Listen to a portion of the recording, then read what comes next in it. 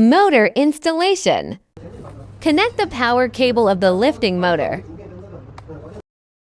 Install the lifting motor mounting screws.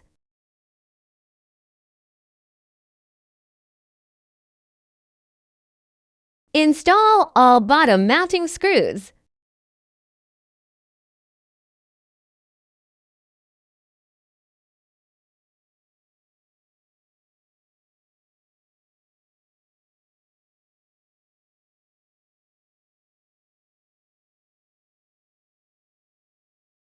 Connect the collision strip wiring harness and tuck the wires into the machine.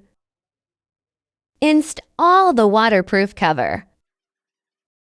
Install the mounting screws of the collision strip.